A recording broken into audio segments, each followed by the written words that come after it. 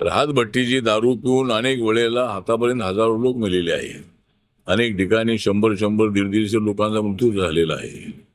काल पिंपरी चिंचवड आणि पुण्यामध्ये जवळजवळ 18-19 लोकांचा मृत्यू झालेला आहे.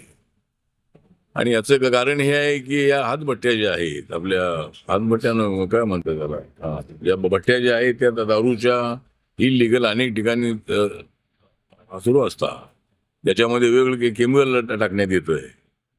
आणि आपली दारू जी आहे ती कशी नशात देणारी आहे की अनेक वेळेला गोरगरीब लोक त्यामध्ये मरून जातात. आणि फ्रस्ट्रेट असणारे लोक, काहीतरी माल धक्क्यामध्ये काम करणारे लोक, माथाडी कामगार असतील किंवा इतर सफाई मजदूर असतील, अशा पद्धतीच्या लोकांच्या जीवनामध्ये जो आनंद असतो तो आनंद फार कमी असतो. सातत्यानं रोज काबाड कष्ट करून आपल्या कुटुंबाला सांभाळण्याचा त्यांचा प्रयत्न असतो. आणि त्या फ्रस्ट्रेशनमध्ये अनेक लोक हातभट्टी दारू पितात.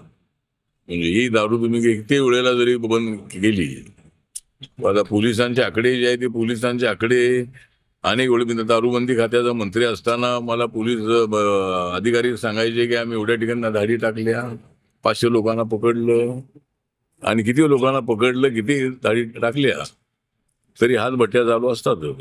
या गल्लीमध्ये पोलिसांनी पकडलं की दुसऱ्या गल्लीमध्ये बाटल्या मिळतात. त्यामुळं हे बंद होत नाही आहे.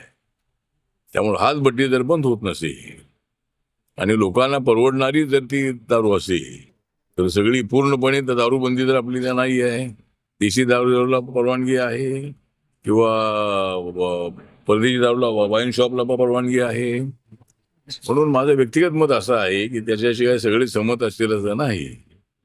पण हातभट्टीच्या दारूला जर परवानगी दिली तर त्याचा महसूल सरकारला मिळेल.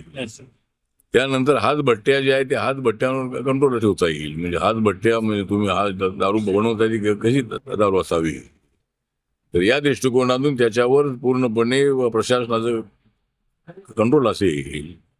आणि मग मला वाटतं हे जे अशा पद्धतीची प्राणहानी होते आहे तर ही होणार नाही. त्यामुळे याचाही विचार सरकारने करावा, अशा पद्धतीची माझी सूचना आहे.